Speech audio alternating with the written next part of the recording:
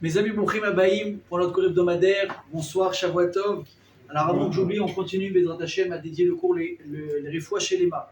Notre ami Irmiyahu Yehuda Chai Ben Aziza Yael, que je brûle en faveur de Refoua Shelema. Amen. Amen.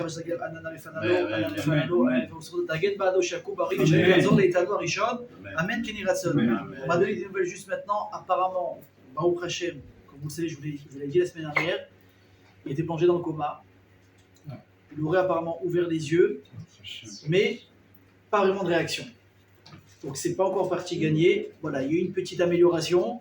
Vous avez compris, rien n'est gagné. Il faut continuer avec les prières. Et Bezrat Hashem, on espère que le plus vite possible, on pourra le revoir parmi nous si Dieu veut.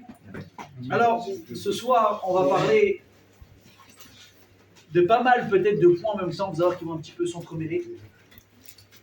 On va commencer un petit peu avec l'éducation. Et pour finalement, vous allez voir, réatterrir avec un petit peu un message pour nous tous. Les grands, les ados, les enfants, les jeunes, les moins jeunes, etc. Je pense, c'est mon avis personnel, je pense que ce sera également le vôtre aussi, que une des choses peut-être les plus difficiles à accomplir dans une vie, c'est réussir à éduquer ses enfants. Et je vais même mieux dire peut-être, c'est peut-être la chose qui nous enchante le moins à faire, c'est d'éduquer des enfants. Parce que c'est vraiment quelque chose qui est très difficile.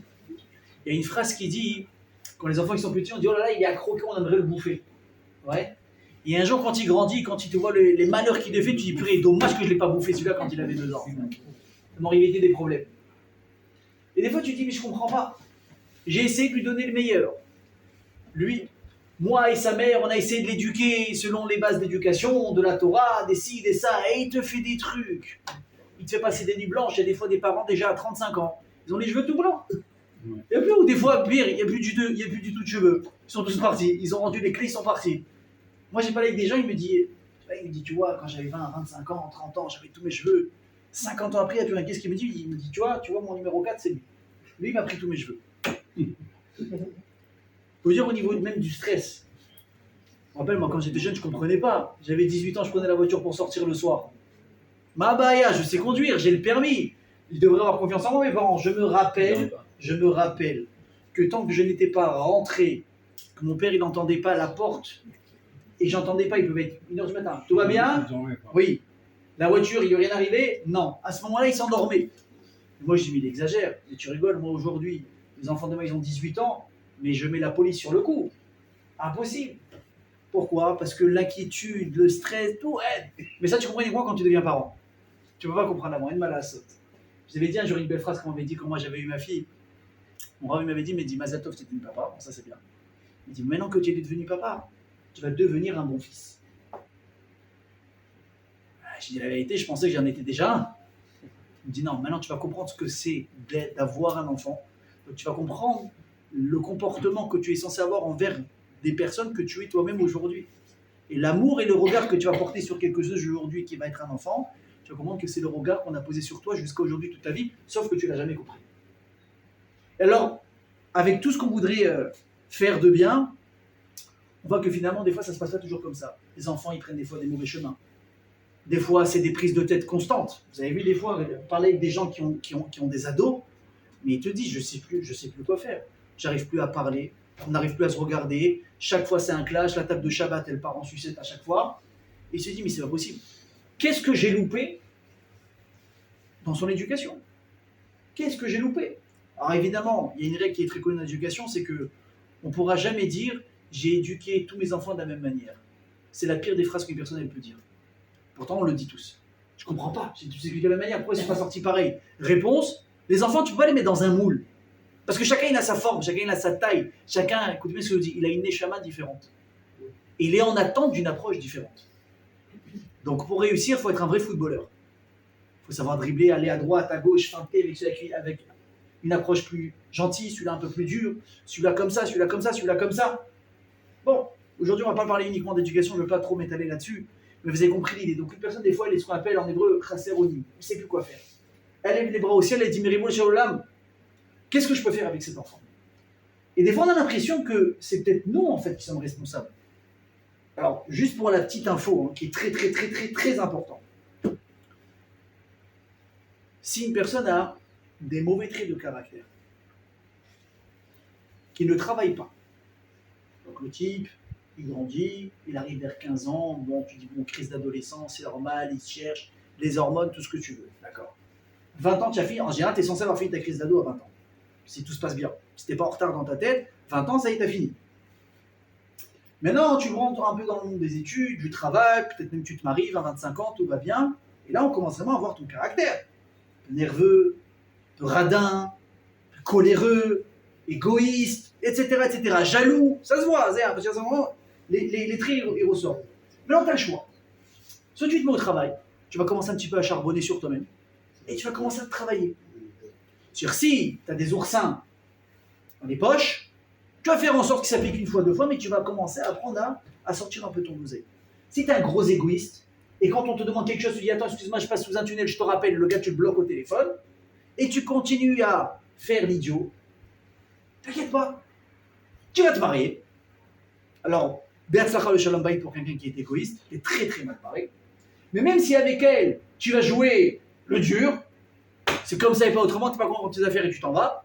Ou pire, des fois c'est des femmes aussi. T'es pas content de tes affaires et tu vas chez ta mère, elle lui dit. T'es pas content, moi je suis comme ça. Tu crois que tu vas me changer, elle lui dit. Donc, Shalom Bayit, il expose. Maintenant, dans un miracle, ils n'ont pas divorcé, il y a des enfants qui arrivent. Et là, votre qu'est-ce qui se passe? Quand ils sont petits, les enfants, c'est facile. Tu joues les durs. Tu cries, tu leur fais peur, tu peux même les frapper. Alors ça va marcher un certain temps. À partir de 10 ans, déjà, même plutôt aujourd'hui, déjà, les gosses, ils commencent à ouvrir leur bouche, c'est pas comme avant. Allez, on va dire, tu vas réussir à attirer jusqu'à 13 ans. Et là, c'est incroyable, parce que 13 ans, ça concerne tout le monde. Tu vois le avant-après d'un bar mitzvah, j'imagine c'est sûrement pareil chez les filles pour les bat mitzvot. Mais tu vois le changement chez le garçon avant-après la bar mitzvah, tu te dis, c'est pas la même personne. Déjà, le gosse, en 6 mois, il a pris 20 cm. D'un Lilliputien, c'est passé Gulliver. Incroyable. Il a pris 10 kilos, il a pris de la barbe, il a pris de la force. Mais c'est surtout, c'est son caractère qui est en train de changer. Il ouvre sa bouche, il répond, il ne se laisse pas faire. Et si avant tu lui faisais peur en t'approchant de lui, mais il t'a dépassé d'une tête. Il n'a plus peur de toi. Et là, qu'est-ce qu'on fait? Vous savez ce qui va se passer? Il y a 90% de chances, pour ne pas dire 100%, que tes mauvais traits de caractère pourris que tu n'as pas travaillé, tu lui as transmis, maintenant c'est génétique. Et tu lui as retransmis, tu lui as refilé le bébé, et lui maintenant il est avec tout ça, il ne sait même pas comment gérer. Pourquoi? Parce que déjà lui, il essaie de se découvrir, il ne comprend pas comment il fonctionne lui-même. Mais le pire, c'est qu'il n'a jamais vu d'exemple. Il n'a jamais vu quelqu'un qui a envie de s'énerver à table de Shabbat, ou qui a entendu une phrase qui ne lui a pas plu, ou une insulte, ou une remontrance, ou n'importe quoi, et il n'a jamais vu un père ou une mère. Quelqu'un de fermer les yeux, de respirer à mon coin et de dire c'est Shabbat. Maintenant c'est Shabbat, on verra après Shabbat. Un gosse qui voit ça, il est capable de, avec évidemment d'investissement, mais il est capable de reproduire parce qu'il a une image, il a un exemple concret qu'il a eu devant lui.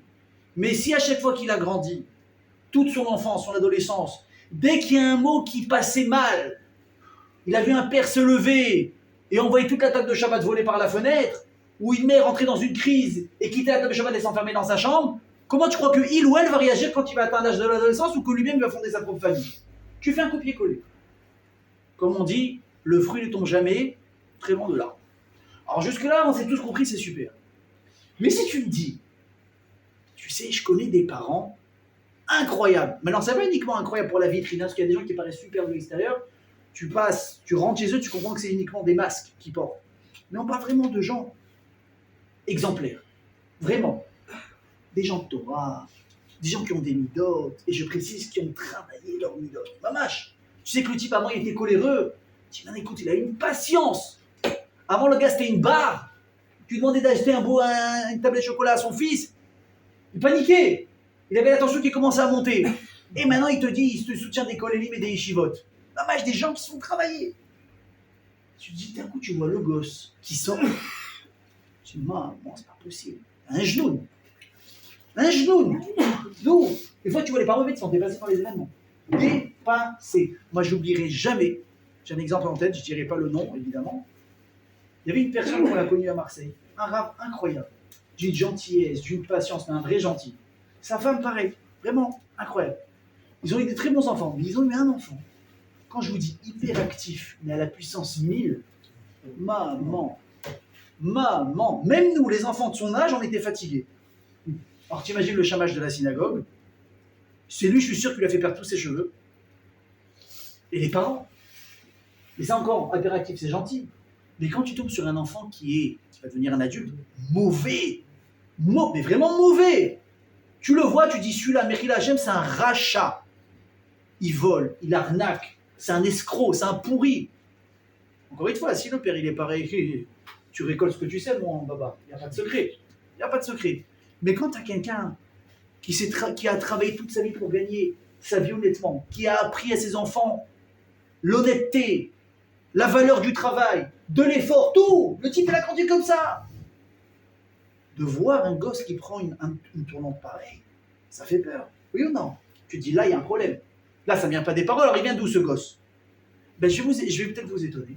On a exactement l'exemple, cette semaine, sur la Torah, qui est tout le temps d'actualité, 2025, 2055, 1950, ça ne change pas. Et tu vois un couple VIP par rapport à la Torah qui s'appelle Yitzhak et Rivka. Alors ils ont un enfant, ben, c'est le modèle typique, il n'y a pas de problème, Yaakov. Ça dit que le mec, s'il veut une chose, c'est étudier à la yeshiva, il aime les sfarim. Tu lui dis, tu veux une Play pour Hanouka? PlayStation, tu veux le nouveau iPhone? On a quel iPhone en ce moment? Je ne sais plus. C'est quoi le dernier? Lequel? Hein? 17, 18. Ah, même la dame, elle sait, c'est incroyable. Même la dame, elle sait. Hein? Si vous êtes en train de faire les cadeaux pour les petits-enfants, on dirait pour Hanouka. Et tu lui dis, tu veux quoi? Tu veux le dernier iPhone? Tu veux la nouvelle Play? Tu veux le dernier jeu, je ne sais pas quoi, moi, en VR, ou je ne sais pas comment ils appellent ça? Il te dit, je veux me faire plaisir. Il y a un nouveau set de livres de Hidushim sur la paracha. Une bombe. Le père, il se dit, bon, combien ça coûte? Le père, il ne sait pas ce que c'est un livre de Torah. Il te fait, il sait faire Torah. Il dit, ça coûte combien? 5 000, 7 000? Il dit, papa, ça coûte 150 shekels le set. Donc c'est une blague. Il dit, non, je t'assure. Il dit, mais j'avais un budget de 3 000 pour toi. Ah, après, on peut faire d'autres choses. Hein. Il y a des Gemarot, on peut faire plein de choses avec. Yaakov, c'est ça. Tu l'achètes une plaie à Khanoé, il te dit, papa, je veux un livre de Torah. Elle est belle ou elle n'est pas belle? Elle est sûre qu'elle est belle. Sauf que le père, lui, il ne veut pas acheter des plaies à son fils, il veut les mettre à la yeshiva. Donc Yaakov, ça va bien. Mais il y a qui de l'autre côté à part Yaakov? C'est, écoutez bien, si vous vous plaignez de vos enfants, si vous pensez qu'ils vous ont fait voir de toutes les couleurs, que vous êtes à bout, et que vous pensez que, vous ne pouvez pas imaginer ce que c'est avoir un enfant comme ils savent à rachat. La Torah, elle dit rachat. C'est bon, ça vous va? Yodéat Saïd, Ish Sadé, c'est un embrouilleur, c'est un arnaqueur, c'est un entourloupeur, c'est un tueur, tout ce que tu veux de mal, il a tout pris. Tu dis, bon, écoute, si son père, c'est, je sais pas moi, Pierre, Paul, Jacques, ils ont fait n'importe quoi, voilà, ils ont. Mais on parle de Yitzhak et Rivka. Oh, les amis, on parle des patriarches et des matriarches. Est-ce qu'on peut imaginer qu'il y a des gènes mauvais là-dedans? Et tu rigoles. C'est inimaginable. Donc, si c'est inimaginable, comment on peut arriver à un résultat pareil? Alors, ce qui est intéressant, c'est que la Torah, qu'est-ce qu'elle dit? Ve'ele Toledot Yitzhak ben Avraham. Avraham, oui, Yitzhak. Traduction. Voici les descendants de Yitzhak. Yitzhak a été engendré par qui? Par Avraham. Rachid sur place, qu'est-ce qu'il dit? Il dit, pourquoi on précise que l'un est le père de l'autre et l'autre est le fils de l'autre? Vous savez, Avraham et Yitzhak, Yitzhak et Yaakov. Il dit, parce qu'à l'époque, il y avait des gens qui commençaient à parler. Qu'est-ce qu'il dit? Il dit, c'est marrant quand même. Sarah, elle n'a jamais eu de gosse pendant 90 ans, et Abraham pendant 100 ans. Tout à coup, il y a eu un petit passage de Sarah qui a été pris en captivité par un roi qui s'appelle Avimelech, et quelques temps après, on apprend qu'elle est enceinte. Alors ça veut dire quoi? Bah ouais, ça veut dire ce que ça veut dire, qu'à mon avis, Yitzhak n'est pas le fruit d'Abraham et Sarah, mais de Sarah, et peut-être d'un autre homme qui s'appelle Avimelech. Qu'est-ce qu'il a fait à Gauche tout de suite? Tsar, cluster panim chez Yitzhak, et cluster panim chez Avraham.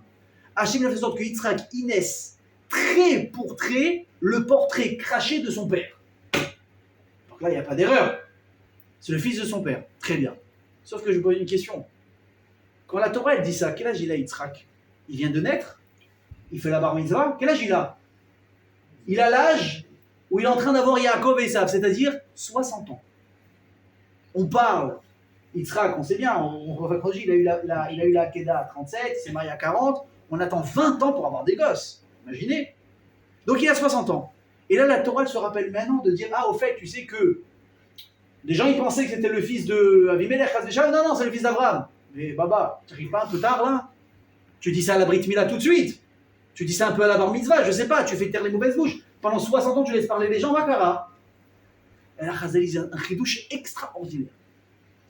Il dit, tu sais quand est-ce que les gens ils ont commencé à parler que Yitzhak n'est peut-être pas le fils d'Abraham? Ça a été quand Yitzhak a eu ses propres enfants, pas avant. Pourquoi? Parce que quand ils ont vu ce qui est sorti de Yitzhak, qui s'appelle Esav, ils ont commencé à dire, attends, il y a un problème. Abraham, c'est un tzaddik. Sarah, c'est une tzadékette. Yitzhak, c'est un tzaddik, oui. Les frères, c'est une tzadékette, encore oui. Comment tu arrives à une pomme pourrie pareille qui s'appelle Esav? Donc ça voudrait peut-être dire que Abraham, c'est pas Abraham dans l'histoire, c'est Avimelech. Donc à ce moment-là, oui, ça explique ce que ça explique. Il y a une pomme pourrie parce qu'elle vient de là-bas. Et là, la Torah dit Chas v'Shalom. Yitzhak, qui ressemble très pour très à Abraham parce que c'est le fils d'Abraham. Ok. Et alors Esav? On n'a pas réglé le problème. Comment on arrive à là? Mais c'est à ce moment-là que les gens ont commencé à parler. Bon, alors tu peux dire, bon, tu sais quoi, les gens ils ont qu'à parler, on se fout. Et qui parlent, est-ce qu'on peut gérer ce que les gens vont penser ou parler? Celui qui vous dit oui, c'est un fou. Tu fais A, les gens ils vont dire B. Tu fais B, les gens ils vont dire A. Tu seras critiqué quand tu réussis pas, tu seras critiqué quand tu réussis. Même quand tu réussis pas, tu auras aussi des jaloux. Des fois, tu vois des gens, des bêtes, des pauvres. Ils galèrent, dans tout. Dans tout, ils galèrent. Et avec ça, il y a encore des détraqueurs sur ces gens-là. Des jaloux, des gens qui partent. Tu dis, mais Shalom, qu'est-ce que tu lui trouves? Qu'est-ce que tu dois parler sur lui? Financièrement, tu as mieux réussi que lui. Ta maison, elle t'appartient. Ta voiture, elle est comme ça. Ta femme, elle est plus belle. T'as 5 gosses, il galère à avoir 2 gosses. Tu trouves encore à parler sur lui? Oui. Malheureusement, il y aura toujours de quoi parler, critiquer, commenter. Alors, on a qu'à laisser parler. Qu'est-ce que je vous dis, moi, ces gens-là? La Torah, elle dit, tu peux laisser parler. Mais ça dépend sur quoi? Sur le yichus, c'est-à-dire sur la qualité des descendants, des ascendants d'une personne, on ne peut pas parler. Parce que chez nous, les amis les juifs, la lignée d'une personne, elle est très importante.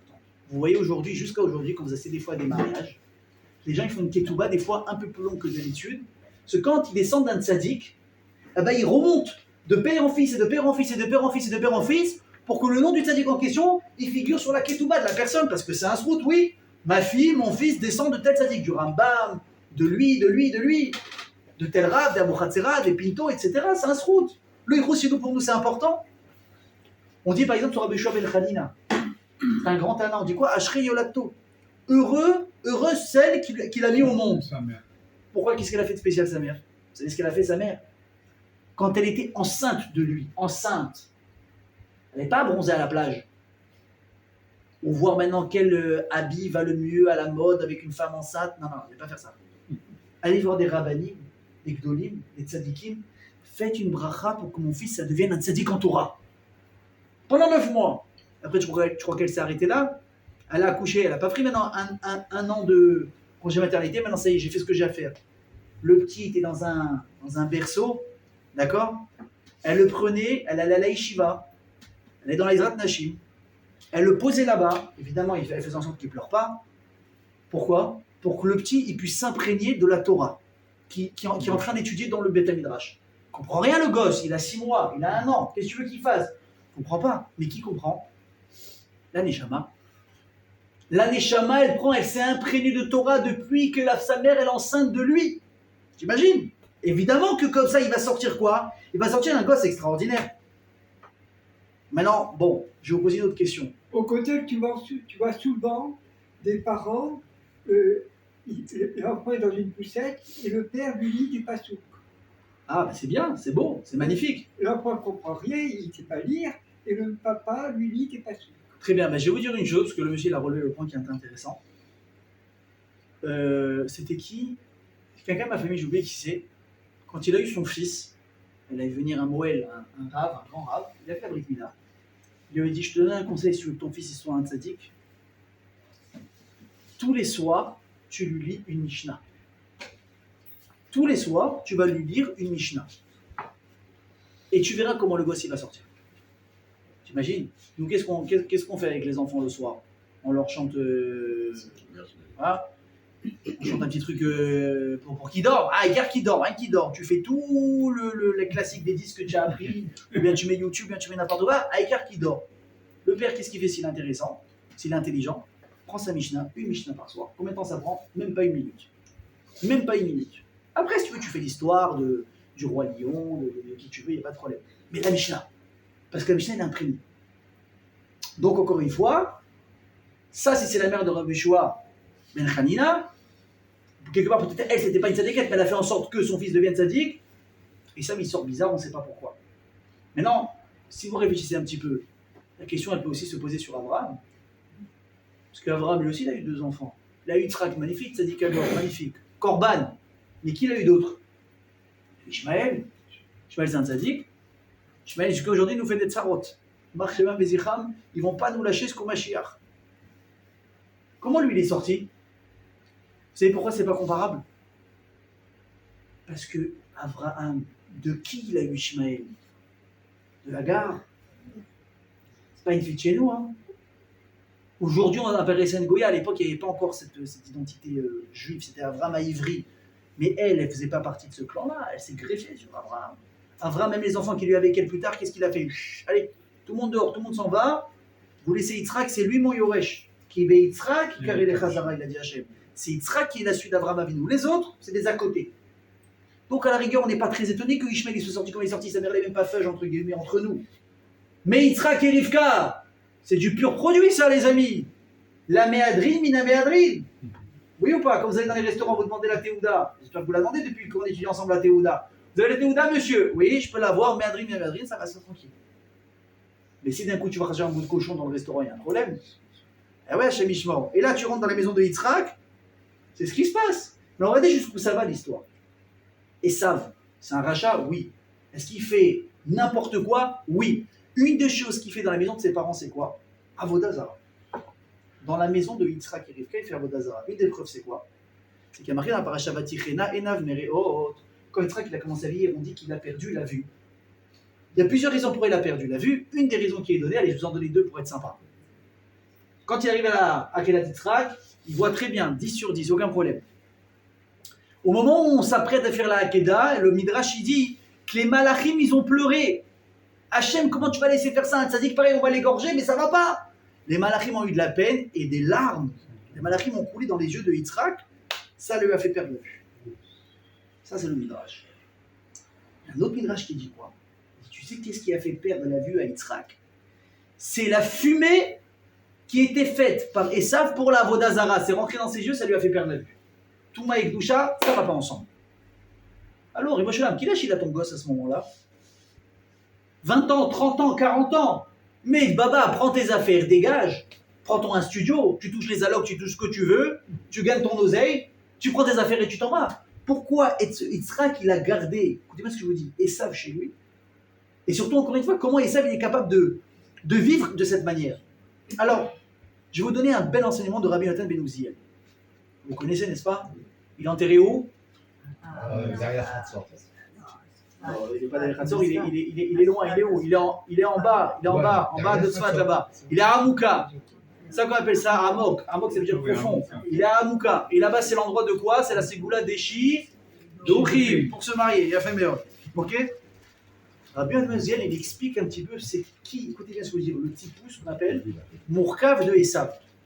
Le caractère, la personnalité bizarre et incompréhensible de Esav.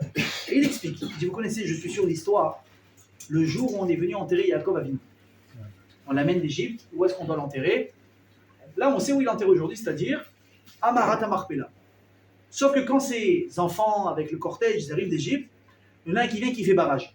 C'est qui? Ils savent pourquoi. Il dit hop, hop, hop, hop. Ici, a été enterré Adam et Chava, ok, on sait. Ensuite, il y a Abraham et Sarah, Yitzhak et Rivka. Il reste 2 places. Pourtant, Yaakov, il a déjà enterré sa femme, Léa. Donc, il reste combien de places? Non, Rachel, elle n'est pas enterrée à Maratama. Ah oui, il est enterré avant. Donc, il reste qu'une place. Si on enterre Yaakov, moi, j'ai pas de place. Hors de question que je ne sois pas enterré à Maratama. Donc, déjà, lui aussi, il veut quoi? Il veut la Gdusha. Et c'est ce qu'il y a là-bas. Donc, il fait barrage. Qu'est-ce qu'ils doivent faire les frères? Ils doivent prouver que ça a été vendu à Yaakov au moment de la vente de la Bechora, du droit d'aînesse. Mais on ne croit que ce qu'on voit. Comme on dit, les écrits restent, mais les mots s'envolent. Donc on va envoyer quelqu'un chercher un papier, un acte de vente qui prouve. Le problème, c'est qu'ils sont en Eretz Israël. Il est où le papier? Il est en Égypte. Le Midrash, qu'est-ce qu'il dit? Ils ont envoyé Naphtali, qui est comparé à la gazelle, Naphtali à la Sheloucha, qui courait très très très très vite. Donc quand tu vois un peu les Midrashim, tu as l'impression que c'est un film, c'est les Avengers l'histoire. Lui il court vite, lui il est fort, lui il crie, lui ici, lui ça. C'est exactement comme ça. Naphtali, le temps qu'il a récupéré le shtar, qui prouve que c'est la place de Yaakov, qu'est-ce qui se passe? Il y en a un des petits-fils de Yaakov qui s'appelait Hushim. Hushim ben Dan, le fils de Dan. Et lui, il avait un problème de naissance, c'était quoi? Il était né sourd. Qui n'est pas au courant de ce qui se passe. Mais il voit que tout le cortège est bloqué. Le corps de son grand-père qui est comme ça, qui est sans cavode à l'extérieur, il comprend ce qui se passe. Donc il demande avec les mains, je sais pas, j'imagine qu'il a communiqué avec les mains, qu'est-ce qui se passe? Et on lui fait comprendre, tu vois, celui-là, méchant, il ne veut pas enterrer papy. C'est qui le méchant? C'est Esav. Alors Esav, même Yaakov, il avait peur de Esav.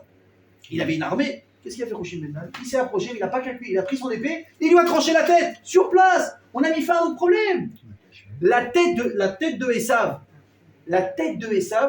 elle a roulé, elle a atterri à côté de Yitzhak, son père. C'est pas Yaakov. Non, la tête de Esav uniquement. Et le corps d'Esav, il est enterré où? Apparemment, il est enterré également dans la cour de Marat Marpella. Oui. D'ailleurs, sachez, je ne sais pas s'il y en a qui ont eu l'occasion d'aller à Hebron ces derniers temps. Quand vous rentrez dans Marat Marpella, vous voyez un endroit sur la droite, il y a marqué ici enterré la tête de Esav. Oui. C'est incroyable. C'est impressionnant. Maintenant, déjà, tu comprends que Esav, il avait cette envie de Kedusha aussi. C'est pas un pigeon. Mais je vais vous apprendre encore mieux que ça. Il dit Rabban Shimon ben Gamliel. Écoutez bien. Kol yamai haiti meshamesh et abba. Velo shimashti oto echad mimea mima sheshimesh Esav et aviv. Rabban Shimon ben Gamliel, vous vous rendez compte qui c'est? Nassi, Tana, Tamech Chacham, Soub, ce que tu veux. Il te dit, toute ma vie, j'ai fait Kiboud Avel. Et avec ça, je ne suis pas arrivé à 1/100 de ce qu'a fait Yitzhak pour son père en Kiboud Avel. Donc on parle d'un géant Torah contre un rachat.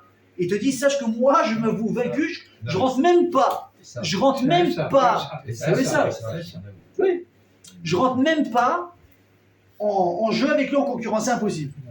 Pourquoi? Il dit, parce que moi, quand je servais mon père, alors tu te lèves, tu viens, tu transpires, tu te salis, pour peu qu'il faut peut-être un petit peu le nettoyer, truc, tu dois le soulever, tu transpires, tu te salis. Je prenais des affaires qui étaient déjà un petit peu sales. J'allais servir mon père. Et ça, qu'est-ce qu'il a fait? Et ça, il a choisi les habits, écoutez bien ce que je vous dis, pas de la haute couture, pas Dior, Chanel, ce que tu veux, ça on s'en fout, c'est bidon ça. Il a choisi les habits les plus sains au monde pour servir son père. Et je vais expliquer. Vous vous souvenez de la faute d'Adam et Chava? Ça vous dit quelque chose? Ok, mettez ça en parenthèse. Esav, il a ce qu'on appelle chez lui Bgadav Achamoudot. Les habits qui lui sont très, très, très, très chers. Je dis, bon, qu'est-ce qu'il y a? Il les a payés cher, il s'est fait arnaquer, il a payé encore plus cher. Makara, c'est pas du tout. C'est des habits qu'il a obtenus pas d'une bonne manière. Pourquoi? Parce qu'il connaissait leur valeur. Quand Adam et Chava ont fauté, et que d'un coup il y a marqué quoi? Ils se rendent compte qu'ils étaient nus, ils ont eu honte. Qu'est-ce qu'il a fait Hachem? Il leur a créé des vêtements, notre or. Donc qui est-ce qui a créé ces habits? C'est Dieu. Ou dans le Gan Eden. Et les a habillés. Ces habits, ils ont été transmis de père en fils, jusqu'à Noach, jusqu'à Abraham Avinu. Quelqu'un à un moment donné les a eus qui s'appelle Nimrod. Nimrod qui était le roi à l'époque d'Abraham Avinu. C'est lui qui a eu ces habits. Et il a vécu très longtemps Nimrod, il faut le savoir. Parce que imaginez qu'il était déjà roi à l'époque d'Abraham, et là on parle du petit-fils d'Abraham. Quand Esav il grandit et il rentre dans le milieu de la chasse et de la contrebande et tout ce que tu veux, il voit que Nimrod il a des habits magiques. Dès qu'il aimait, tous les animaux ont peur de lui et ça, il comment on appelle ça? Ils se rendent, ma vache, ils se rendent dans le lit, ils se couchent. Donc lui, ils sont comme il vient, il tue qui il veut, et c'est la belle vie. Maintenant, lui, c'est un braconnier, ils savent. Mais t'imagines ou pas? Ni t'as besoin de chasser, ni mettre des pièges. Il a eu envie des habits. Maintenant, le problème, c'est quoi de ces habits? À part le fait que tous les animaux, ils ont peur de toi. Quand tu les mets, ils te rendent invincible. Impossible de tuer la personne qui porte ces habits. Pensez à tous les films que vous avez vus dans votre vie, ça a été tiré de là. Ok? Qu'est-ce qu'il fait, Esav? Il est malin. Il est très malin. Il dit, je ne peux pas l'avoir avec les habits, je ne peux pas le tuer. Donc qu'est-ce que je vais faire? Je vais attendre qu'il enlève les habits. Et un jour, ça ne va pas louper. Nimrod, il les a enlevés, il les a posés, il voulait se changer ou se baigner ou je ne sais pas quoi. Tout de suite, il a pris une flèche, il a tué Nimrod. Et qu'est-ce qu'il a fait avec les habits? Et au moment où les amis dit le Midrash, il a senti une puissance et quelque chose d'inhumain. Parce que c'était la Kedusha, le corps du Gana Eden directement qui était ici. Quand il a senti ce pouvoir qu'il avait, au début il a commencé à chasser avec ça, bien sûr, il a réussi, il a eu tout ce qu'il voulait, les animaux les plus rares, il a pris les plus belles peaux, il a fait un super métier, une super contrebande, c'était super. Mais il s'est rendu compte qu'il était en train de gâcher cette Kedusha. Et qu'est-ce qu'il a dit? Je ne peux pas me permettre de chasser avec ça. Et là-bas, qu'est-ce que je vais faire? Je vais garder ces habits spécialement quand je vais aller servir mon père pour le servir. C'est pour ça que quand Yaakov s'est approché chez Yitzhak avec les habits de Esav, du coup Yitzhak il a senti rien Gan Eden. Comment tu connais Gan Eden? Il y a deux raisons. J'ai entendu un très bon contenu cette semaine, mais bon, ça c'est vraiment quelque chose de profond. On dit que quand Yitzhak il était dans la Kélat Yitzhak, sa Neshama est montée dans le ciel. Après il est redescendu, etc. Et où est-ce qu'il allait Yitzhak? Il va passer au Gehinam. Yitzhak c'est Yitzhak. Au Latmima, c'était un korban. Il est rentré au Gan Eden, donc il connaissait l'odeur. Ok. Et là, qu'est-ce qui lui a fait rappeler cette odeur-là? Les habits. Pourquoi? Parce que c'est les habits d'où ils viennent, on a dit, du Gan Eden. Mon Yaakov, il met les habits de Esav, il s'approche de son père, il dit ça vient d'un endroit extraordinaire. Donc il dit, moi je mettais les habits, je m'habillais avec ce que je trouvais, comme on dit, pour traîner à la maison, le jogging où il y a la tache de Javel, le trou qui ne se voit pas sous le bras, mais tu ne vas pas sortir avec, c'est pour traîner à la maison. Et il sait ce qu'il s'y faisait, le plus beau costume, plus haute couture. Même le roi d'Angleterre, il n'a pas un tissu comme ça. Il n'y a que les fèches qui peuvent te dire ça. Même ce tissu, le roi d'Angleterre, il voulait l'acheter, ils ne l'ont pas vendu, ils l'ont gardé pour moi au sentier. C'est incroyable. Et ça, il a gardé ça pour qui? Pour son père. Ça veut dire que quoi? C'est-à-dire que Esav, mes amis, il a une force intérieure de Kedusha, d'aspiration à la Torah, qui est hors norme. Parce que c'est qui? Parce que c'est le fils de Yitzhak et Rivka, justement. Il a des forces incroyables. Tu vois Yaakov d'un côté, écoutez, celui qui a le même potentiel de Torah en face, il s'appelle Esav. Et la question c'est, comment c'est possible que ça s'est passé comme ça? Et à tel point, imaginez ce qu'il sait. On va plus loin encore. Il posait même des questions à son père. Il posait des questions à son père. Bon, il dit que c'était pour le rouler dans la farine. Mais il connaissait certaines choses. Mais on dit jusqu'où ça va. Pour vous montrer comment même Rivka, elle a senti qu'il y avait un problème avec lui. Rivka, elle est enceinte. On a prié, on est enceinte grâce à Dieu. Sauf que là, elle a un problème. Dès qu'elle passe devant un Beth Midrash, une yeshiva, un Limud Torah, le cours du lundi soir, ça tape, le gosse il tape. Oh, c'est bien, il a tiré par la Torah, c'est magnifique, on va en faire un petit Rabbi Shimon Bar Yochai, c'est top. Sauf que quand elle passe devant là-bas, la mosquée là au-dessus du kotel, tu passes à côté d'une église, ça tape encore plus fort.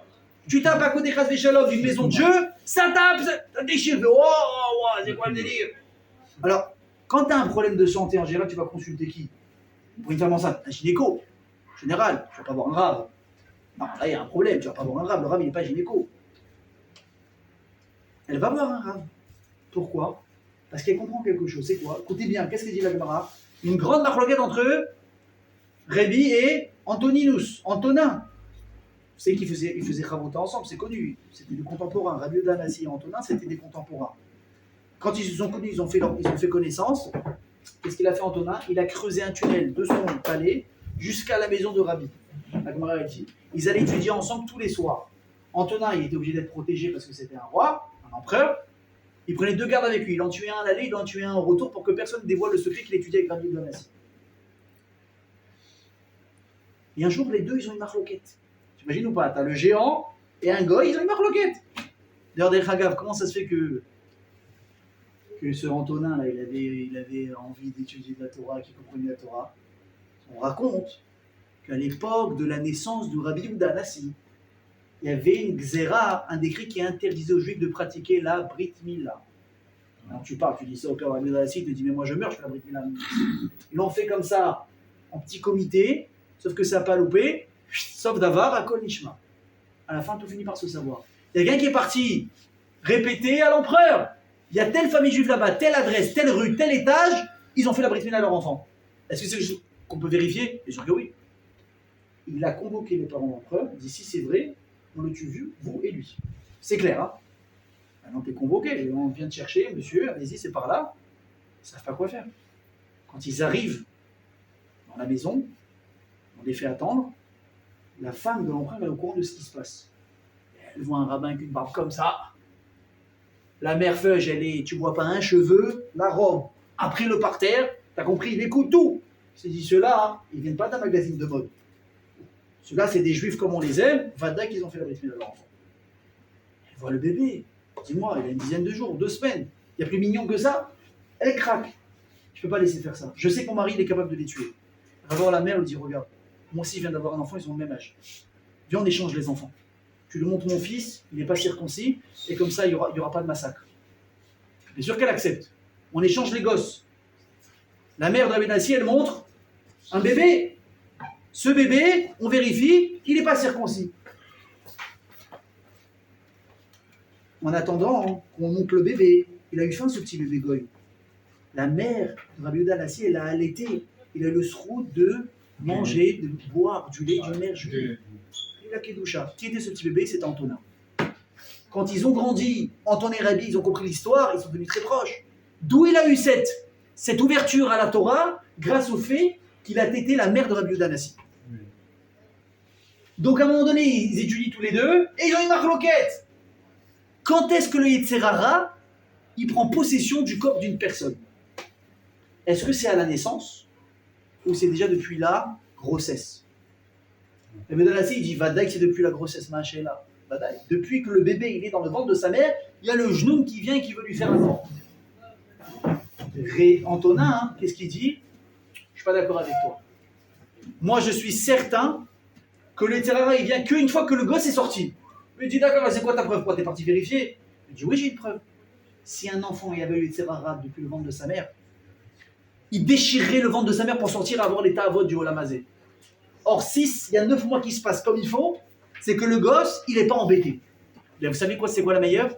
Rabbi Yehuda Hanassi, il lui a donné raison. Il lui a dit, c'est toi qui as raison. Béhémet, un enfant, c'est pas possible de penser qu'il a un Yetzer Hara pendant qu'il est ventre de sa mère, ça arrive uniquement après. Très bien. Mais nous, dans notre histoire, notre ami Esav, sa folie d'aller vouloir aller à la yeshiva, d'aller jouer aux cartes, d'aller vouloir aller en boîte de nuit, d'aller dans les églises, à partir de quand ça commence? Depuis la grossesse. Ça veut dire, écoutez bien ce que je vous dis. Écoutez bien ce que je vous dis. Ni le côté médical, ni le côté humain, il est capable d'expliquer c'est quoi ce bébé Esav. La Torah l'a tranché, la Gemara l'a tranché. Il n'y a pas Yetzer Hara dans le ventre d'un enfant, dans le ventre d'une maman, ça n'existe pas. Comment Esav il peut avoir envie de faire un truc pareil? Alors il y en a qui disent que même s'il y a le Yetzer Hara qui est à l'intérieur et qui sommeille en la personne, vous savez c'est quoi qui protège un bébé tout ce temps-là? C'est le malach qui lui enseigne la Torah. Vous savez, on dit qu'un enfant, quand il est dans le ventre de sa mère, qu'est-ce qu'il fait pendant 9 mois? S'il ne rate pas des cocktails au soleil, il n'est pas en train de kiffer chaque chose qu'elle mange sa mère, il dit tiens maman, envoie un fricassé, envoie une pizza, envoie un sandwich. Il est occupé à autre chose. Il est occupé à quoi? À étudier toute la Torah. C'est qui sa Chavruta? Un malach, attitré pour lui, tac, tous les jours, 24 heures sur 24, Torah, Torah, Torah, Torah, Torah, Torah, Torah. Et il y a la légende qui dit, je ne sais pas, j'ai jamais vérifié, qui paraîtrait que la petite fente, pas la petite fente, faussette à qu'on voulait qu'on a sur la lèvre, ce serait le malach qui tape sur la lèvre de l'enfant et qui lui dit quoi? Il lui dit oublie. Il lui dit oublie. D'ailleurs, je vais vous dire un truc incroyable, écoutez bien. Comment ça se fait? Ça, je l'ai entendu il y a quelques années, c'est magnifique comme privilège. Comment ça se fait que quand vous étudiez la Torah, en général, hein, ça vous parle tout de suite? Ça dépend de la matière. Il y en a qui ont pu s'aimer Halakha, Gemara, Midrashim, Kabbalah. Chacun, il s'est rattaché à une petite branche différente. C'est pas ça la question. Prends le sujet qui t'intéresse, je parle, tu peux être hypnotisé pendant 3 heures. Alors que va faire un truc pendant 3 heures, tu n'es pas capable. Tu dis, moi, je suis un hyperactif. Il y a un truc, je parle Torah sur un sujet qui t'intéresse, tu peux être comme ça. Même le mec qui sort, il dit, je sais pas comment t'as fait. Comment j'ai pu aimer la Torah? Comment ça se fait? Pourtant, on dit que quand la Tralot Kachot, alors bien sûr que c'est dur de se mettre à étudier, mais comment c'est qu'on kiffe quand même tout de suite? Réponse, parce que ta Neshama, elle se rappelle de ce que tu as étudié. Donc pour elle, c'est une Chazara. Tu l'as oublié, hein? Tu l'as oublié, mais des fois, tu vois comment j'ai kiffé Makara. Ta Neshama, elle s'est reconnectée avec ce que tu avais appris. Au bout de 40 ans, 50 ans, 70 ans, on n'aura jamais fini. Mais quoi? Mais Esav, écoutez bien, Esav, lui, c'était quelque chose que même dans le ventre de sa mère, son Yetzirah était tellement puissant que déjà là-bas, il était attiré par le mal. Alors, pour arrêter de faire quand même, de faire durer suspense, je vais commencer un petit peu à vous donner un indice, avec une belle histoire. Une histoire du Baal Shem Tov. J'adore l'histoire du Baal Shem Tov. On est le soir de Rosh Hashanah, en Ukraine, à Mezibouj. Vous avez déjà allé en Ukraine? Non. Vous n'êtes jamais allé à Ouman? Non. Non. Si un jour vous décidez d'aller à Ouman, n'allez pas que à Ouman, faites une petite tournée de tzadikim. Il y a là-bas Rabbi Levi Yitzhak de Barditchov, le Sanégor, le défenseur d'Israël. Il y a là-bas le Baal Shem Tov, bon, ils sont un peu éloignés les uns des autres. Il y a Rabbi Nathan, l'élève de Rabbi Nachman. Faites un petit kiff comme ça, extraordinaire. Le Baal Shem Tov à Kadosh, il est à Mezibouj, à peu près de route, je crois que c'est à peu près 4 heures de Ouman. Ok? Ce qu'il faut, il faut avoir envie d'y aller. Le Baal Shem Tov, on est le premier soir de Rosh Hashanah. On attend que le Rav arrive pour commencer la tefila. Et là, au bout de quelques minutes, la porte s'ouvre, on voit le Baal Shem Tov rentrer. Tout le monde se lève. Ça y est, on va commencer. La tefila, comment commence la tefila de Rosh Hashanah? Ouais, vous connaissez le pire. Ketana. Il a fait meurtre. Après, ils étaient Ashkenaz, je ne sais pas comment ils ont prié, mais on se met un peu dans le bain. Sauf que le Baal Shem Tov, il fait 1 pas, 2 pas, 3 pas, 4 pas. On a l'entrée de la synagogue, il s'arrête net sur place. Il s'arrête. Il scrute la synagogue. Et là, il ferme les yeux et on le voit s'immobiliser sur place, il ne bouge plus. Qu'est-ce qui se passe? Alors, si toi ou c'est moi, on dit lui, il a un problème. Il a pris une cigarette de 3 avant la fête, qu'est-ce qui se passe? Il n'est pas bien. On appelle l'ambulance, le Baal Shem Tov, tu sais que lui, tout va bien. Mais ça ne dure pas 5 minutes. Ça dure, c'est bien ce que je dis, presque 1 heure de temps. Le Baal Shem Tov, il est debout, il a les yeux fermés, il ne bouge pas de sa place. Personne n'ose le déranger, et surtout personne n'ose commencer la tefila sans que le Rav il soit prêt à prier et sans qu'il ait regagné sa place. Au bout d'1 heure, le Baal Shem Tov il réouvre les yeux, comme si de rien n'était. Il va à sa place, et si on peut commencer la tefila. Bon, on passe Rosh Hashanah, le Baal Shem Tov il est dans ses mondes, on arrive à la sortie de Rosh Hashanah. Et là, le Baal Shem Tov il appelle ses élèves. Alors dire, vous sûrement vous posez la question, qu'est-ce qui s'est passé? Il dit, bah oui, on se pose la question. Si vous n'avez pas demandé, on serait venus tous ensemble vous poser qu'est-ce qui s'est passé. Il dit, je vais vous expliquer, c'est très simple.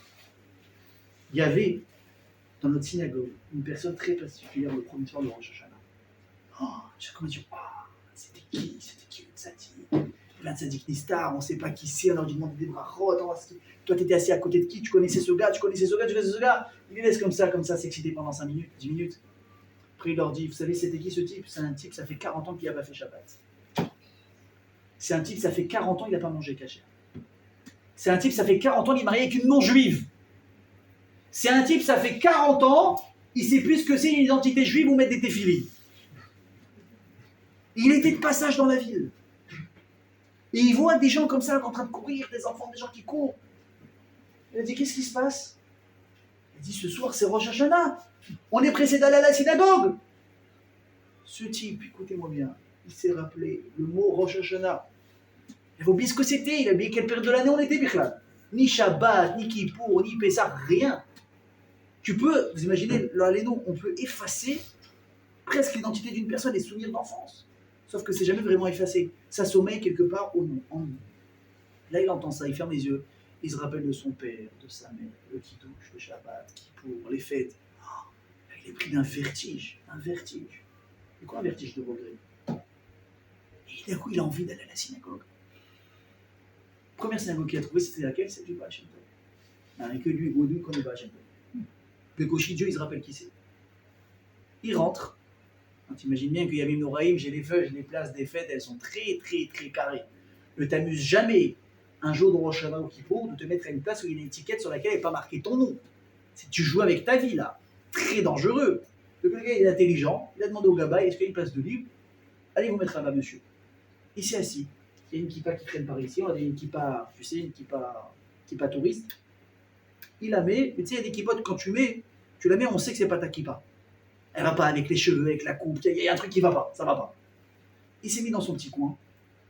C'est par exemple, tu peux être en 2025, il y a marqué Bar Mitzvah de Daniel 2017. Tu sais que c'est un truc qui traîne à la Sina, ça. Il va à sa place. Écoutez-moi bien. Il lève les yeux au ciel. Il n'a pas de livre, il n'a rien, le gars, hein, il sait pas ce que c'est un livre. Il dit à Kadosh Baruch Hu, regarde. Ça fait à peu près 40 ans que toi et moi, on ne s'est pas parlé.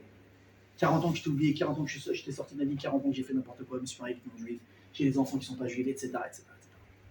Il dit, on m'a dit que ce soir c'est Rosh Hashanah. J'avais oublié ce que c'était. On va faire un deal, toi et moi. Je vais essayer, simplement, de parler avec toi et d'essayer de me rappeler peut-être toute la vérote que j'ai fait jusqu'à aujourd'hui et de te demander de me les pardonner. Le type, il s'est mis à parler avec le bon Dieu pendant plus d'1 heure, comme ça. Et j'ai fait ça, et j'ai fait ça, et j'ai fait ça, et j'ai pas fait ça, et j'ai fait ça. À ce moment-là, qui est rentré dans la synagogue? Le Baal Shem Tov. Tout de suite, il a senti qu'il y avait un truc qui se passait. Il scrute, il trouve la personne, il n'y a que lui qui pouvait la trouver. Et qu'est-ce qu'il voit? Il voit que le bon Dieu et tous les malachim, ils ont tout arrêté, ils ne sont en train d'entendre que lui et sa prière. Ils ont 2 oreilles que pour lui. Et il pleure, et il pleure, et il pleure. Le Baal Shem Tov dit, mes amis, sachez une chose, c'est que si on avait commencé la prière à ce moment-là, personne n'aurait écouté nos prières. Ils étaient tous accaparés par ce type-là. Vous savez, quand on fait une tefila, qu'est-ce qu'il fait le malach? Il prend, il la monte chez Hachem. Il dit, mais là, il n'y avait personne pour monter les tefilotes. Personne. J'ai préféré attendre que lui termine sa prière pour que nous on commence un autre. Sinon, notre prière de Rosh Hashanah n'aurait même pas été entendue. Baal Shem Tov Akadosh, il n'y a que lui qui peut raconter un truc comme ça. Rabotaï, mes amis, apprenez une chose. Dans la vie, il y a 2 styles de personnes. Et ça depuis la naissance. Tiens, le chassid, vous savez ce que c'est un chassid? C'est pas un tzaddik, c'est encore plus que le tzaddik. Le type tout, tu peux lui marcher dessus, il va rien te dire. Tu peux lui emprunter dans le pâte de rente, me dire qu'apara, je te rends, je t'en veux pas, mon frère à Kobe, il va te voir, il va te payer un café. Le chassid, c'est ça. Et de l'autre côté, c'est qui? Le kovesh et titzro. Celui qui doit se battre contre son Yetzerara. Alors qu'on comprenne bien, et je suis très sérieux dans ce que je vous dis. Il y a des gens, tu leur parles. J'ai eu l'exemple pas 1000 fois, 1 million de fois. Il y a des gens, tu leur parles d'une affaire à faire. Elle n'est pas nette l'affaire. Le type il te dit, mais attends, mais c'est honnête ce que tu me proposes. Et qui dit, écoute, honnête, c'est pas la question. On peut taper 5 millions en 1 semaine. On se pose pas la question si c'est honnête, on pense aux 5 millions. Le mec il te dit quoi? Mais j'ai envie de vomir, qu'est-ce que tu me proposes? Tu crois que moi je vais tremper dans du panette? Tu me proposes 1 milliard, j'y vais pas, il te dit. Ah bon? Ouais. Le type il est marié, il y a un mannequin qui passe devant lui. Elle n'est pas 10 fois plus belle que sa femme, elle est 1 milliard de fois plus belle que sa femme. Le type, ça lui vient même pas à la tête de la regarder. Il dit, mais je suis un homme marié, ça va pas. Toi, tu l'as sifflé, tu as commenté, tu as eu sa remarque à lui, tu te sens très mal à l'aise. Tu te dis, c'est pas possible, le mec il n'est pas fait de chair et de sang comme moi. Il y a des gens, mes amis, écoutez bien ce que je vous dis, naturellement, ils sont attirés par le bien. Naturellement, même s'ils ont un petit peu des trucs, ça passe très vite. De nature, le gars, il est bon. De nature, le gars, il veut faire du bien. Il s'éloigne du mal. Il est né comme ça, il a une neshama comme ça. Et il y a des gens de l'autre côté, maman, ceux-là, ils sont nés avec le diable au corps. Depuis qu'il est petit, il pique des trucs qui ne sont pas à lui. Il parle mal. Moi, j'ai vu des gosses à 12 ans, ils sont déjà en train de parler de business. 12 ans, il fait déjà du troc à l'école et il vend. L'autre fois, il y a un enfant bête. Il est venu avec un truc, je sais pas, c'était une bêtise, un truc qui faisait des bulles, je sais pas ce que c'était. Je sais pas quel âge de gosse d'avoir 10 ans, j'ai 29 ans. Il me dit, tu sais ça, combien ça coûte? Je lui dis non. Il me dit, ça coûte 4 shekels. Il me dit, je l'ai revendu à l'école 30 shekels. Mais non, attendez, je dis, mais comment t'as pensé à ça? Il me dit, bah c'est ça, je suis arrivé le premier jour, tout le monde a aimé mon truc. J'ai dit, quelqu'un que tu le veux pour 10 shekels, il me dit oui. Il y a un autre gars, il m'a dit, le lendemain, tu l'as pas? Il dit, je ne lui ai pas répondu, il m'a dit, je t'en donne 20. Il me dit 30, il me dit, je paye tout de suite. Il dit, j'ai compris que j'avais un truc en or dans la main. Le gosse, il a recommandé par son père des trucs, il a commencé à faire du business à l'école. Mais lui, dans 15 ans, il a mangé le monde. Lui, demain, il a mangé le monde, c'est le nouveau Steve Jobs. Mais alors que tu vois un enfant de 9 ans à côté, qu'est-ce qu'il fait? Il est content d'avoir son goûter dans la main. Juste touche pas à mon goûter, il est content. Ni il pense à faire de l'oseille, ni il pense à qui escroquer. Il vient avec ses devoirs tout faits, son petit goûter. Comme il arrive coiffé le matin, il revient le soir. Et tiens, le gosse, vous connaissez, moi j'adore, tu vas dans des mariages des fois, tu vois des enfants en costume et tout, les parents tout de suite, ils sont sur les photos, les photos, les photos. Calme, va au buffet, kiffe un peu, mange, tu veux te faire, t'as pas compris, mon gosse, tu le vois comme ça. Dans 5 minutes, ça devient Tasmanie. Ça devient un monstre, il a plus de costume, il a déchiré la chemise, les cheveux sont plus coiffés. Si je mortalise pas maintenant, ça bouge pas, c'est fini. Et t'as le gosse, costume 3 pièces cravate, il suit son papa et sa maman partout. Il est gentil, il fait pas de bruit. Avec la musique, il va s'endormir sur la chaise. Et t'as le bébé déjà à 6 mois, il a pris la poussette, il en a fait un arc. Vous les connaissez ces bébés-là? Et des fois c'est des frères. C'est pas possible, Rigologène, qu'est-ce qui se passe? Réponse, à la base c'est pas du tout les mêmes matières. Lui c'est un Kovesh et Titzro. Lui c'est un gars, écoutez bien, toute sa vie, écoutez bien, je pèse mes mots, toute sa vie, il va devoir se battre contre qui? Contre lui-même, pour ne pas faire ce qu'il a envie de faire. Parce qu'il sait que c'est pas bien. Faut pas manger ça, c'est pas bien. Faut pas faire ça, c'est pas bien. Faut pas rentrer là-dedans, c'est pas bien. Ah, mais ça paye super bien. Oui, mais c'est bien, tu peux pas regarder. Tu peux pas toucher. Tu peux pas manger. Tu peux pas parler. Tu peux pas regarder. Le mec, il en peut plus. Sachez, mes amis, que de conquérir une ville, c'est facile. Vous savez pourquoi? Parce que c'est temporaire. Tu fais la guerre 6 mois, 1 an, 2 ans. T'as conquis la ville, terminé. Conquérir son Yetzerara, c'est jamais terminé. C'est une guerre. Toute une vie, 24 heures sur 24, 6 jours sur 7. Il n'y a pas d'RTT, il n'y a pas de repos, il n'y a pas de vacances, il n'y a rien. C'est H24. Et vous savez qui est porteur de ce message? C'est Esav. Écoutez bien ce que je vous dis. Yitzhak et Rivka ont donné à Esav des gènes magnifiques. Ils sont parfaits. Ce sont des tzadikim, ils ne peuvent pas engendrer quelque chose de mauvais. Alors c'est quoi ça? C'est quoi cette créature là, bizarre? Réponse, Esav, mes amis, écoutez bien ce que je vous dis. Ça a été celui qui a été depuis la conception, pas la naissance, la conception, doté d'un potentiel incroyable d'être celui qui doit être capable de se contenir contre son Yetzirah. Le premier dans l'histoire, chez nous les Juifs. C'est celui qui est capable d'accomplir Ipol Veka. C'est-à-dire, tu dois tomber et tu dois te relever. Et tu dois apprendre de tes erreurs et tu dois faire en sorte de ne plus recommencer tes erreurs. Sauf que lui, mes amis, ça fait un peu de peine, ce que je veux dire. Il n'a pas compris ce qu'il devait faire. Vous savez pourquoi? Il est né dans une maison, il n'est pas né à Bagdad, hein, le gosse. Enfin, peut-être que oui, justement, à l'époque. Il est né en Eretz Israël, là-bas, avec les bédons, mais ce que je veux dire par là, il n'est pas né dans une maison où il y a des avérotes, on parle de jeux, on parle de femmes, on parle de drogue. Non, non. De quoi on parle chez Abraham, Yitzhak et Yaakov? On parle de Torah, Torah. T'as de Shabbat, t'as que des Chidushim. T'as pas Picsou et Tintin dans l'armoire, t'as quoi? T'as des histoires d'Abraham, t'as des histoires de Noir, t'as des histoires d'Amarichon, c'est ce que... Mais le gosse, il se lève le matin. Son grand-père, c'est un tzaddik, son père, c'est un tzaddik. Son frère, petit frère, il court pour avoir des livres de Torah. Et lui, qu'est-ce qu'il a envie de faire? Il a envie de voler le goûter de tout le monde à l'école. Il a envie de tuer quelqu'un. Il voit un truc qui lui appartient pas, mais il dit, mais ça va être clair, je vais le descendre, je vais prendre ses amis, mais c'est normal, c'est tellement évident dans ma tête. Je vais avoir une femme, j'en prends 5. Bah là.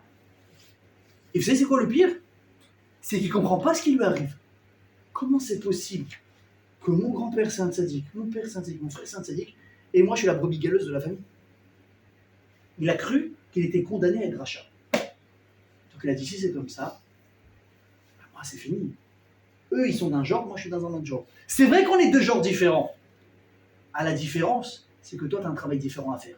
Tu dois être celui qui est capable de travailler ses traits de caractère. Mes amis, Yaakov, écoutez bien ce que je vous dis. Ishtam Yoshev Ohalim. C'est le gentil petit garçon avec la raie sur le côté. Il va à l'école, il va toujours venir avec l'école avec ses devoirs qui sont faits, nickel, bien travaillés, c'est bien. Les lettres sont régulières, il est à l'heure, il est stressé parce qu'il n'a pas fait son devoir, il n'a pas eu 20 sur 20.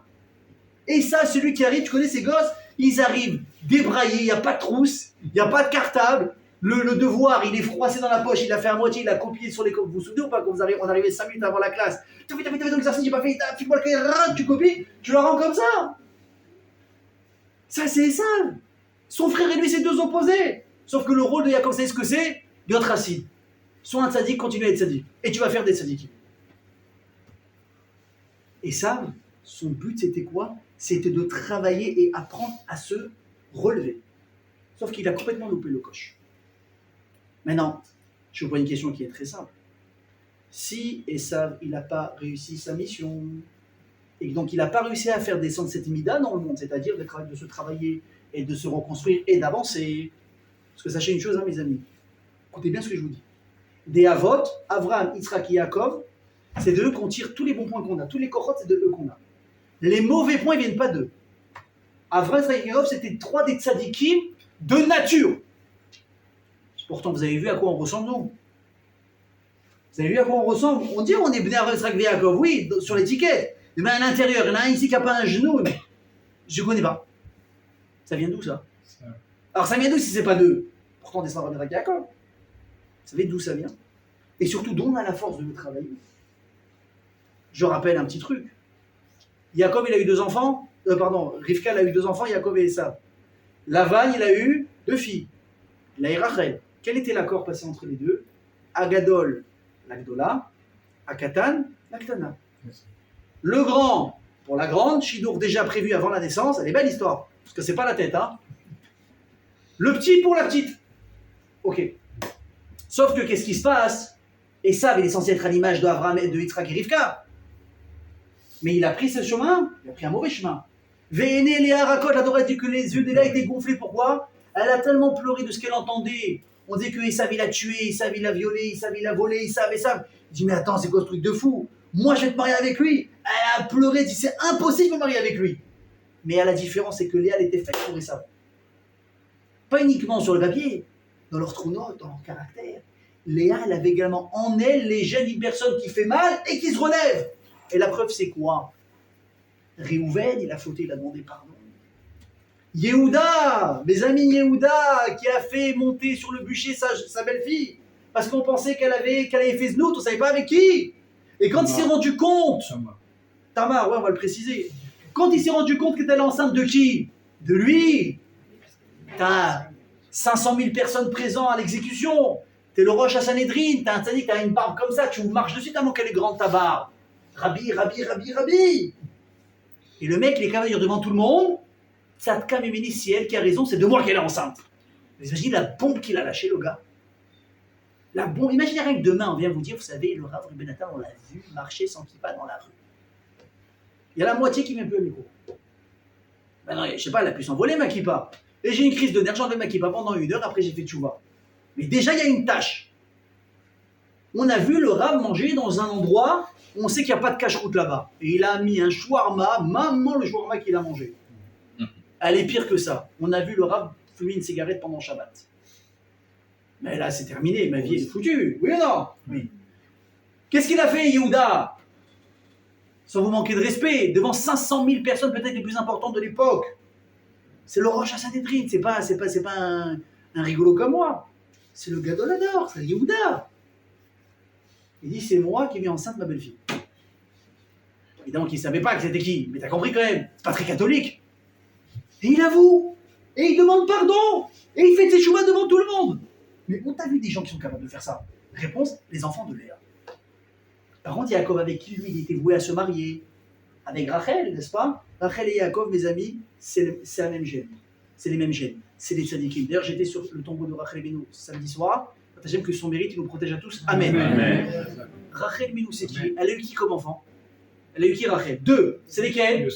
Yosef Hatzadik. Binyamin, une des personnes qui est morte sans faute, qui est montée parfaite au Gan Eden. T'as vu le niveau ou pas? C'est Rachel. C'est Yaakov, ça va ensemble, il peut sortir que du bon. Mais Yaakov avec Léa, ça a donné quoi? Des enfants qui ne comprennent pas qu'est-ce qu'ils font. Ils ont envie de faire du bien, ils ont envie de faire du mal. Ils font mal, mais ils ne se sentent pas bien, donc ils font des choses. Rabotaï, c'est de Léa, c'est des Shvatim qu'on a hérité de ce travail qu'ils ont fait eux, d'apprendre à conquérir et à se battre contre leur nature pour devenir la meilleure version d'elle-même. Celle qui va avec la Torah, c'est celle qui va avec le bon Dieu. Et Esav, le pauvre dans tout ça, il n'a pas compris. Yitzhak, il a cru à Esav.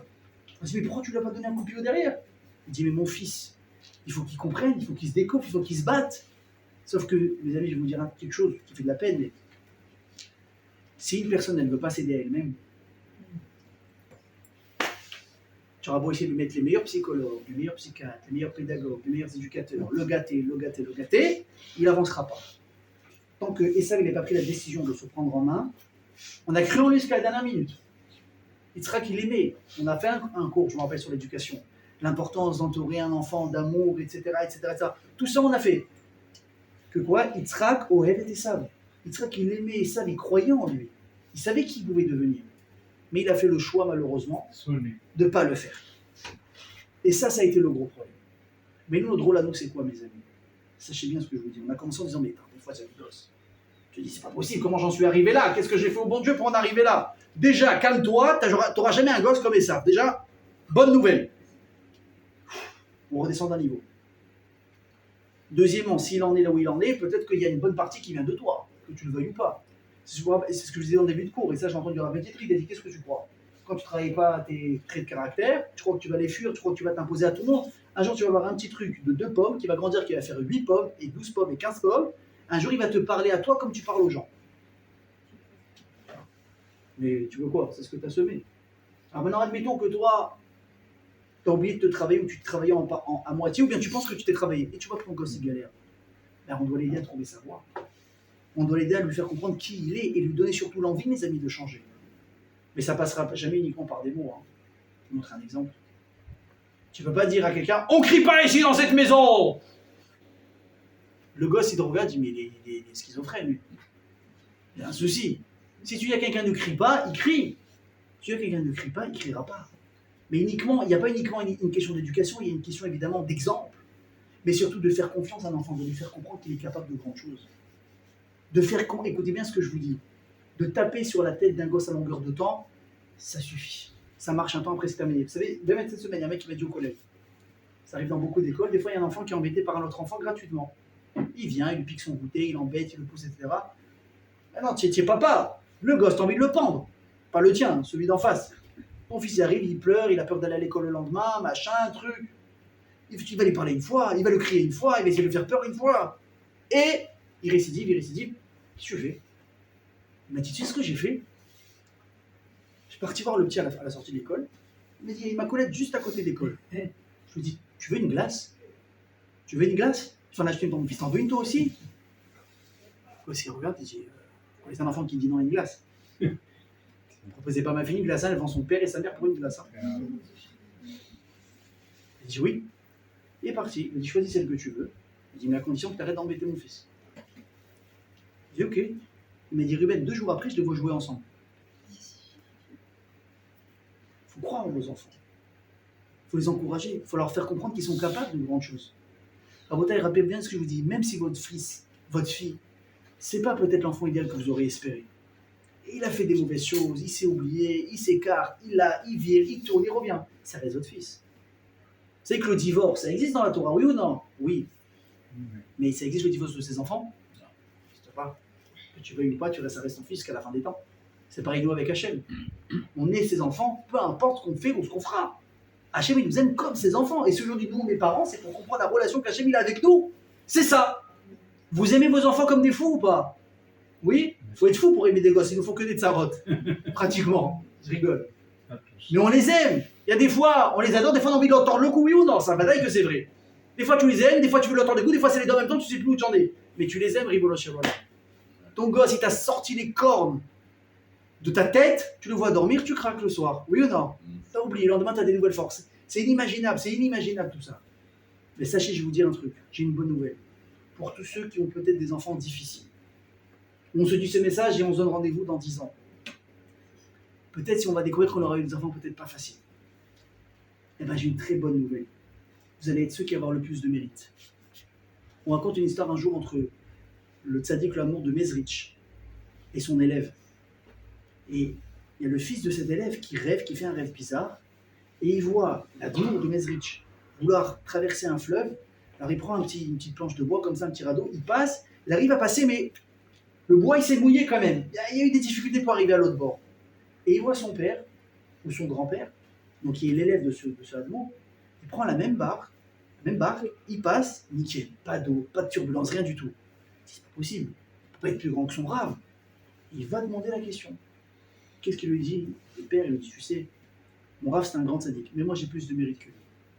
Il dit parce que lui, il a fait que des élèves tzaddikim. Moi j'ai créé des Baalei Tchouva. Moi j'ai créé des gens qui ont goûté à ce qu'il ne fallait pas, des gens qui ont eu du mal avec eux-mêmes et qui se sont travaillés, qui ont fait des Tchouva. Il faut chez Baalei Tchouva omdim, afilou tzaddikim gmurim enam omdim. Là où tu as un Baalei Tchouva qui est debout, même un tzaddik amour, il ne fait pas le poids. Parce que toi, tu es tzaddik, c'est magnifique, tu n'as jamais goûté au mal. Bravo déjà. Mais si tu avais goûté, comment tu aurais réagi après? Un fou. Alors que lui, il sait, il a tourné la page, il est passé à autre chose. Ça, c'est que si un jour, mes amis, on a difficulté avec des enfants, dis-toi que si tu arrives avec ton éducation. Et il va falloir être intelligent, il va falloir être souple. Prenez des conseils, des brachot, des rabbinites, des éducateurs. Ne faites pas la bêtise de éduquer tout le monde de la même manière, ça ne marchera pas. Mais il va te donner du fil à retordre. Mais dis-toi que si tu arrives, déjà, premièrement, tu auras toi-même, tu auras satisfaction de ton enfant, c'est ton enfant. Mais surtout, écoutez bien ce que je vous dis. Tu réussis finalement à recadrer un gosse avec beaucoup de difficultés. Pire, des fois même une fille, c'est encore plus difficile. Machin, avec qui elle va traîner, qu'est-ce qu'elle va faire? Tu as peur, tu t'inquiètes pour elle, c'est pire, c'est une fille. Mais finalement, tu vas réussir à leur faire retrouver le droit chemin. Après beaucoup de difficultés, beaucoup de cheveux perdus, beaucoup de cheveux blanchis, beaucoup d'argent dépensé, beaucoup de nuits blanches. Mais tu sais ce que tu as sauvé? Tu n'as pas sauvé une personne. Tu as sauvé des générations derrière. Elle va prendre un mari Shomer Shabbat, qui étudie la Torah, qui a des midot, et des enfants, hop le péot, hop la kippa, hop le yeshiva, hop le cheder, et trucs, machin, il travaille, c'est pas vrai, mais il a tzitzit, il fait bien. Mais si maintenant tu ne te donnes pas les forces, si maintenant tu dis pas à ton enfant, malgré tout ce que tu fais, je suis là, tu as besoin de moi, je suis là.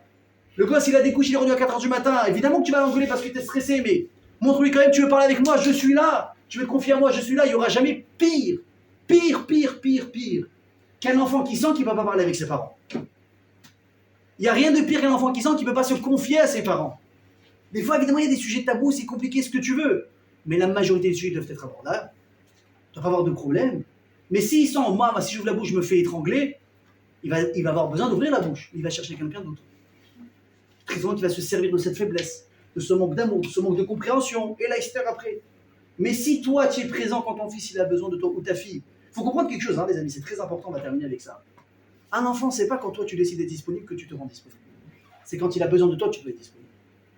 C'est pas, tu vas pas parler hier, je te parle pas. Vous connaissez les gens qui réagissent comme ça? Tu vois, des fois, il y a conflit ado-parent, ce qui arrive tous les jours chez tout le monde. Il y a des mots qui partent, ça se vexe des deux côtés, ce que tu veux. Le père, bon, il n'est pas content de la situation, il tape à la porte de son fils.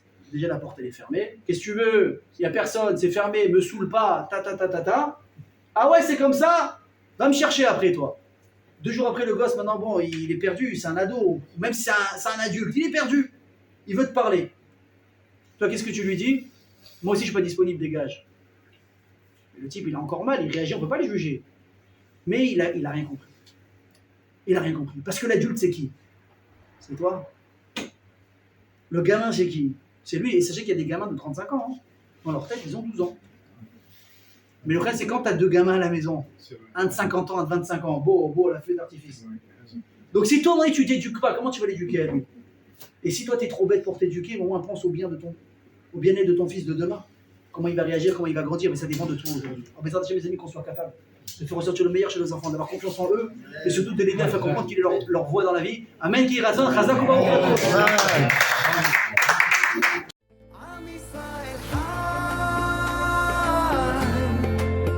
אם לא נשכח תמיד